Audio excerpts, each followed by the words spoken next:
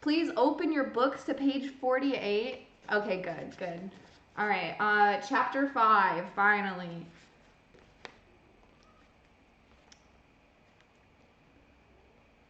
In the low-ceilinged canteen, deep underground.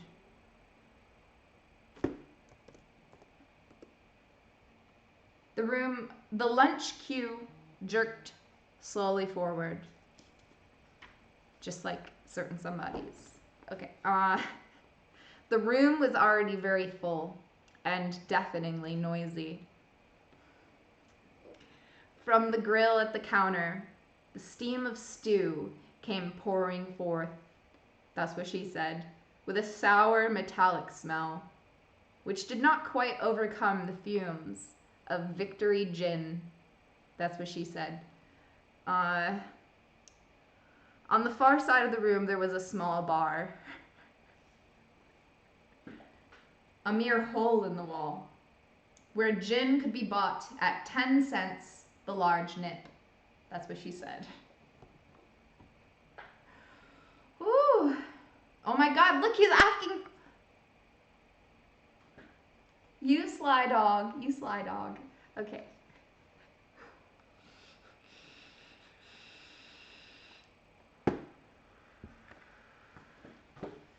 Dude, I might just send you pictures of my feet out of the blue now. This was so fun, actually.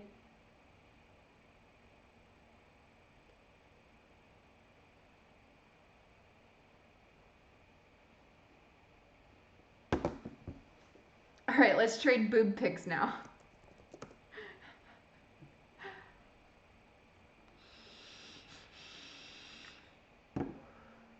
Thank you for the double plus good donation, Moose. I really appreciate that. And now all of the world will see my feet, which is a weird feeling. But you know what? I think I'm ready for it. A mere hole in the wall, where gin could be bought at 10 cents the large nip.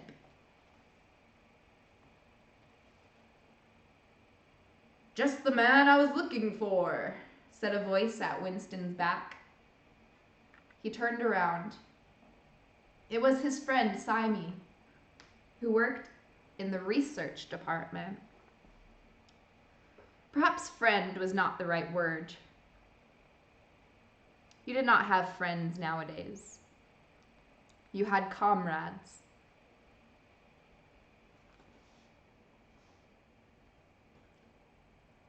But there were some comrades whose society was pleasanter than that of others. Simey was a philologist, a specialist in newspeak. Indeed, he was one of the enormous team of experts now engaged in compiling the 11th edition of the Newspeak Dictionary. Send my pics randomly. Do some with just socks on. Okay, I'll keep that in mind. I'm done. Don't make me turn chat to emotes only, okay?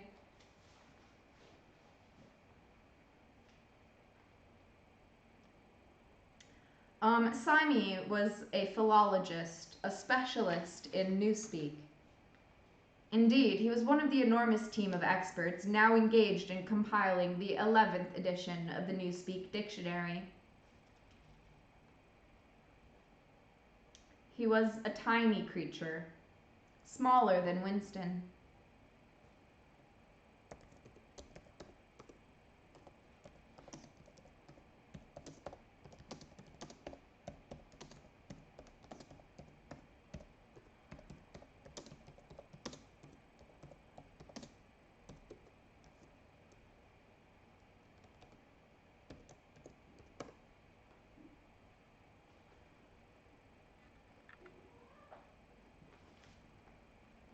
He was smaller than Winston, with dark hair and large, protuberant eyes, at once mournful and derisive, which seemed to search your face closely while he was speaking to you. Wanted to ask you whether you'd gotten any razor blades, he said. Not one, said Winston with a sort of guilty haste. I've tried all over the place. They don't exist any longer. Everyone kept asking you for razor blades. Actually, he had two unused ones, which he was hoarding up. There had been a famine of them for months past. And at any given moment, there was some necessary article which the party shops were unable to supply. Sometimes it was buttons, sometimes it was darning wool, sometimes it was shoelaces. At present, it was razor blades. You could only get a hold of them, if at all, by scrounging more or less furtively on the free market. I've been using the same blade for 6 weeks, he added untruthfully. The cue gave another jerk forward.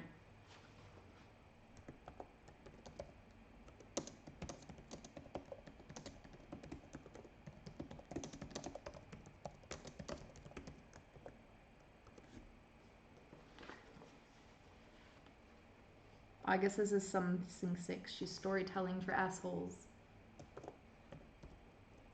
True.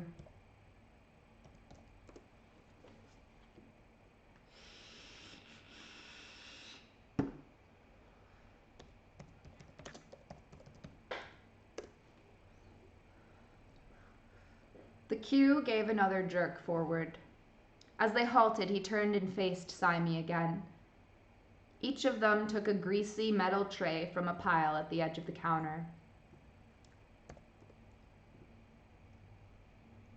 Did you go and see the prisoners yesterday?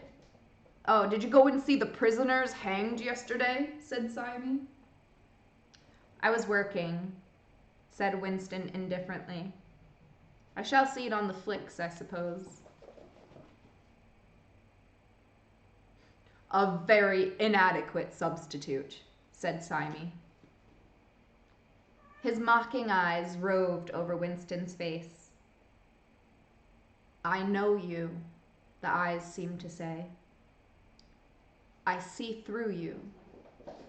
I know very well why you didn't go to see those prisoners hanged. In an intellectual way, Symie was venomously orthodox. He would talk with the disagreeable, gloating satisfaction of helicopter raids on enemy villages, the trial and confessions of thought criminals, the executions in the cellars of the Ministry of Love. Talking to him was largely a matter of getting him away from such subjects and entangling him, if possible, in the technicalities of newspeak, on which he was authoritative and interesting. Winston turned his head a little aside to avoid the scrutiny of the large, dark eyes. This guy is the Dwight Schrute of 1984. Very true. Just imagine Dwight Schrute in 1984. It was a good hanging, said Symie reminiscently. I think it spoils it when they tie their feet together. I like to see them kicking. And above all, in the end, the tongue sticking out. And blue, a quite bright blue. That's the detail that appeals to me. Next, please, yelled the white-aproned prole with the ladle. Winston and Symie pushed their trays beneath the grill. Onto each was dumped swiftly the regulation lunch. Metal pannikin of pinkish-gray stew, a hunk of bread, a cube of cheese, a mug of milkless Victory coffee, and one saccharine tablet. I think that means sugar, sort of. There's a table over there under that telescreen, said Simey. Let's pick up a gin on the way. The gin was served out to them in handleless china mugs. They threaded their way across the crowded room and unpacked their trays onto the metal-topped table.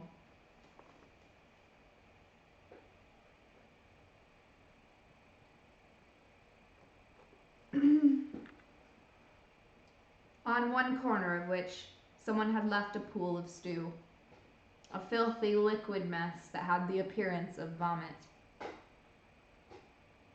Winston took up his mug of gin, paused for an instant to collect his nerve, and gulped the oily-tasting stuff down. When he had winked the tears out of his eyes, he suddenly discovered that he was hungry. He began swallowing spoonfuls of stew, which, in among its general sloppiness, had cubes of spongy pinkish stuff, which was probably a preparation of meat. Neither of them spoke again until they had emptied their pannikins. From the table at Winston's left, a little behind his back, someone was talking rapidly and continuously, a harsh gabble, almost like the quacking of a duck, which pierced the general uproar of the room. "How's the dictionary getting on?" said Winston, raising his voice to overcome the noise. "Slowly," said Simey. "I'm on the adjectives. It's fascinating." He had brightened up immediately at the mention of newspeak. He pushed his pannikin aside, took up his hunk of bread in one delicate hand and his cheese in the other, and leaned across the table so as to be able to speak without shouting. "The 11th edition is the definitive edition," he said. "We're getting the language into its final shape. The shape it's going to have when nobody speaks anything else. When we've finished with it, people like you will have to learn it all again. You think, I dare say, that our chief job is inventing new words. But not a bit of it. We're destroying words. Scores of them. Hundreds of them. Every day. We're cutting the language down to the bone. The 11th edition won't contain a single word that will become obsolete before the year 2050. He bit hungrily into his bread and swallowed a couple of mouthfuls, then continued speaking with a sort of pedant's passion.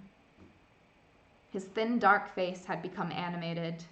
His eyes had lost their mocking expression and grown almost dreamy. It's a beautiful thing, the destruction of words. Of course, the great wastage is in verbs and adjectives, but there are hundreds of nouns that can be got rid of as well. It isn't only the synonyms, there's also the antonyms. After all, what justification is there for a word which is simply the opposite of some other words? Oh, I just lost the page. Jesus, kitty.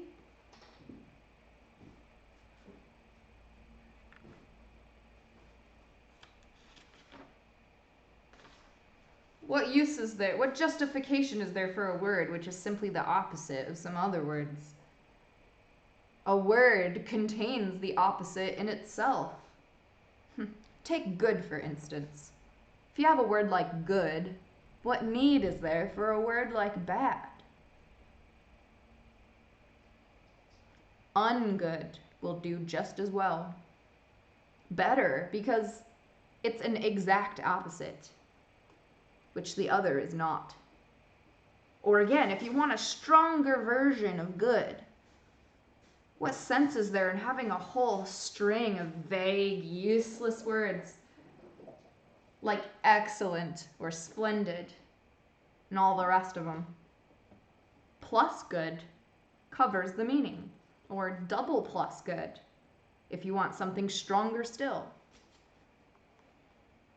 Of course, we use those forms already, but in the final version of Newspeak, there will be nothing else. In the end, the whole notion of goodness and badness will be covered by only 6 words. In reality, only 1 word. Don't you see the beauty of that, Winston? It was BB's idea originally, of course, he added as an afterthought. A sort of vapid eagerness flitted across Winston's face at the mention of Big Brother. Nevertheless, Saimi instantly detected a certain lack of enthusiasm. You haven't a real appreciation for Newspeak, Winston, he said almost sadly. Even when you write it, you're still thinking in old speak. I've read some of those pieces that you write in the Times occasionally. They're good enough, but they're translations. In your heart, you'd prefer to stick to old speak, with all its vagueness and useless shades of meaning. You don't grasp the beauty of the destruction of words. Do you know that Newspeak is the only language in the world whose vocabulary gets smaller each year?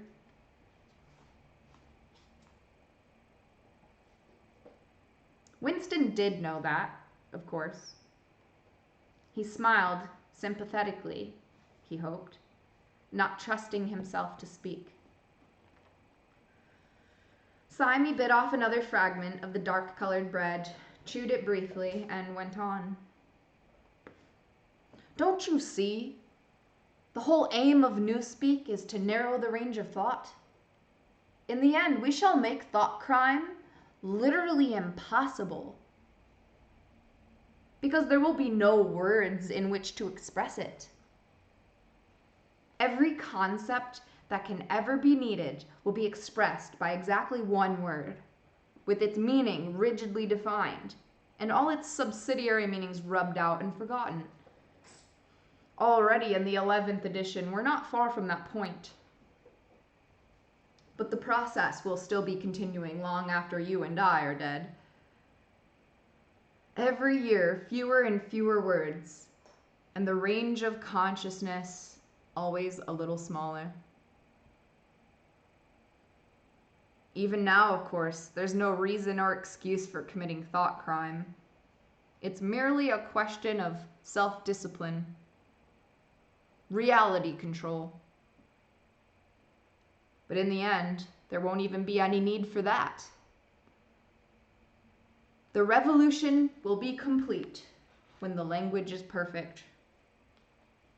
Newspeak is Ingsoc, and Ingsoc is Newspeak, he added with a sort of mystical satisfaction. Has it ever occurred to you, Winston, that by the year 2050, at the very latest, not a single human being will be alive who could understand such a conversation as we're having right now?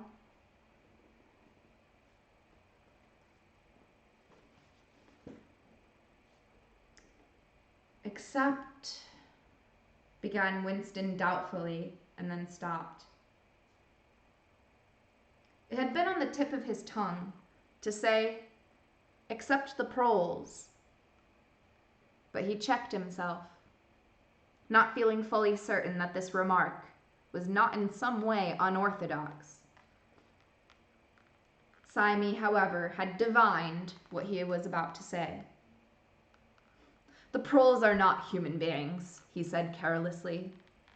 By 2050, earlier probably, all real knowledge of Old Speak will have disappeared. The whole literature of the past will have been destroyed. Chaucer, Shakespeare, Milton, Byron. They'll exist only in Newspeak versions.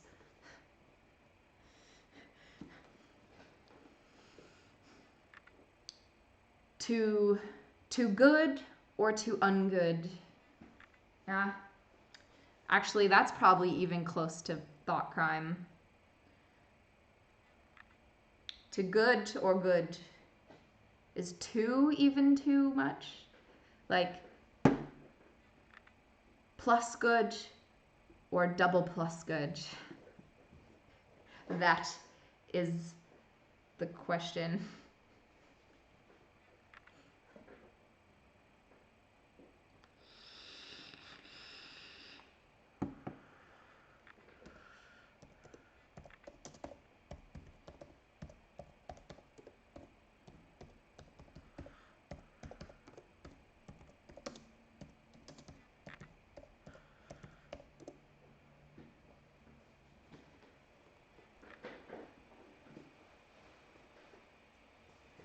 Good or good good? It is suggestively subversive to imply that there is anything other than being good, or good good, or double plus good. In fact, I think whole Newspeak dialogues could be written just on the many wild differences between good, good, and double plus good, and double super plus good. You know, I mean, like, how many acts of goodness could you commit between good and double good? And I think those are the existential questions that we should occupy our time with. Like, could I be good today, or could I be double plus good today? Existence is double plus good. I have withstood the arrows of good.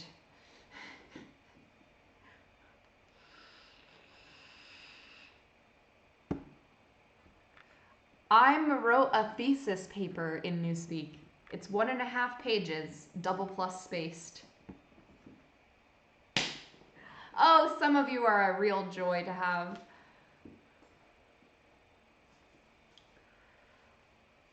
Okay, sorry. Chaucer, Shakespeare, Milton, Byron, they'll exist only in Newspeak versions. Not merely changed into something different, but actually changed into something contradictory of what they used to be. Even the literature of the party will change. Even the slogans will change. How could you have a slogan like freedom is slavery when the concept of freedom has been abolished? The whole climate of thought will be different. In fact, there will be no thought as we understand it now. Orthodoxy means not thinking, not needing to think. Orthodoxy is unconsciousness.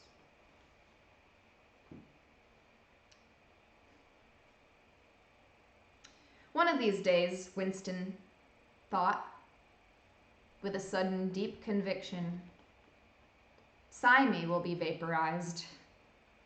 He's too intelligent. He sees too clearly and speaks too plainly. Good night, JKS. This is why I wanted to stop, because we're getting too late for some people. The party does not like such people. One day he will disappear. It is written in his face.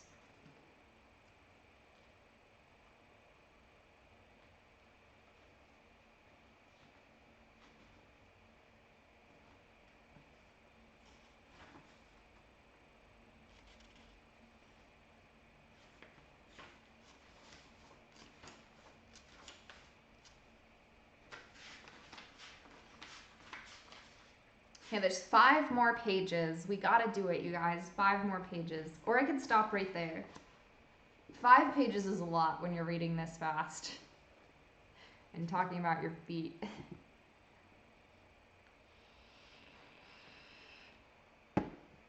But we literally just got like to one of my favorite parts of like the destruction of language, and how can you have a slogan like freedom is slavery when you don't even have a word for freedom, when freedom isn't has been abolished. You can't think in a term that doesn't exist. You can't understand freedom or slavery if you don't have those words anymore. You can't think what is the opposite of freedom, slavery. What's the opposite of slavery, freedom, if you don't have those words at all. You don't have the language to rebel. And I think that that is quite scary because we reduce our language every day. We're all getting just good and gooder. Bigly. Freedom is just another word for nothing left to lose. Limit language to limit thought, to eliminate thought crime. Language is just a social construct. There's no such thing as freedom. Okay, Einstein. Okay, Plato. Okay, Socrates. Go to bed.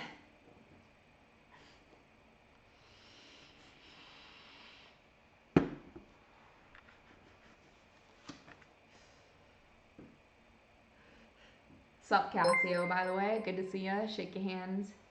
More like Socrates. If scientifically proven? Is that an if?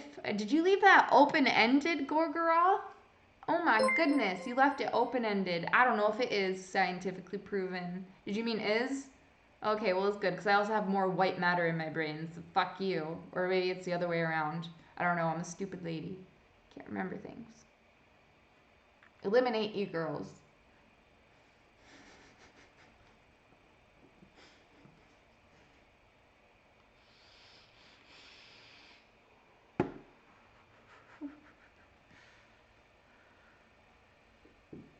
Whoa. You need some glasses. That's better. Okay.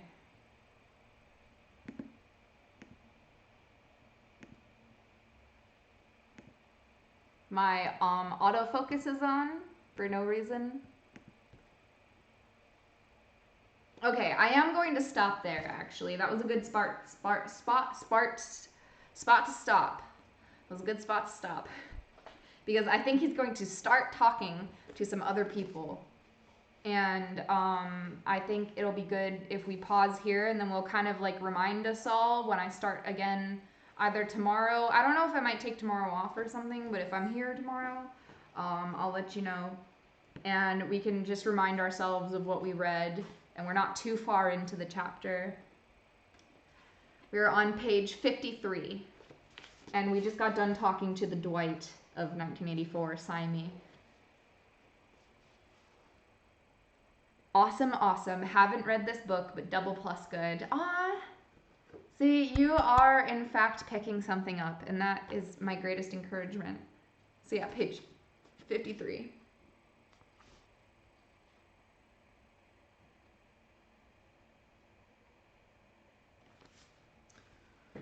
And God, there's just so many good concepts in here. It's gonna get really good when we get into the... Oh, it's gonna get really good. Look, look, I have this book, like, it falls open to that page.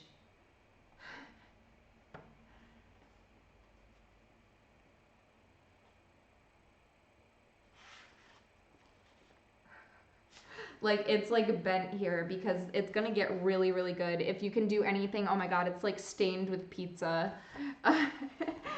If you can find me when we get to page 201, it gets really good. Like, look, it like lays perfectly open on that page. That's how good it is. I've actually read 1984 on stream before, but I only read this part. If you'd like to read ahead, you can go to page 201 and read chapter 1, Ignorance is Strength. Throughout recorded time, and probably since the end of the Neolithic age, there have been 3 kinds of people in the world: the high, the middle, and the low. They have been subdivided in many ways. They have borne countless different names, and their relative numbers, as well as their attitude towards one another, have varied from age to age. The essential structure of society has never altered. Even after enormous upheavals and seemingly irrevocable changes, the same pattern has always reasserted itself. Okay, sorry.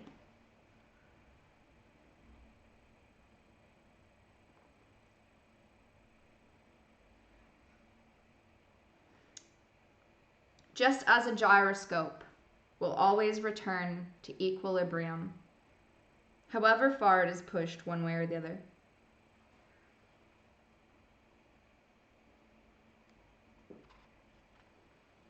I think it kind of smells like weed.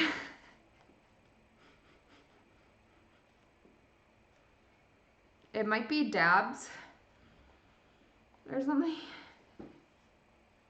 Or it's grease. I don't know. Ew. It like soaks through. What is this? I can't smell it really. I think I'm just imagining it.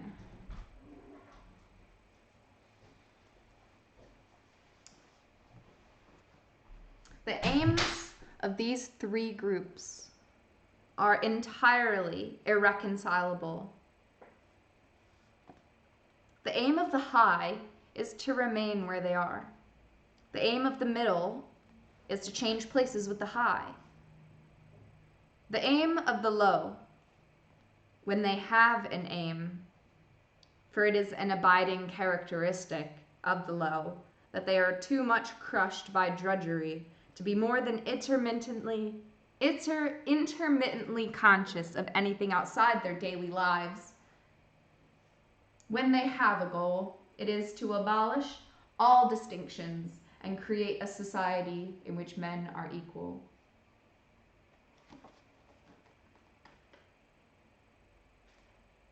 Thus, throughout history, a struggle which is the same in its main outlines recurs over and over again.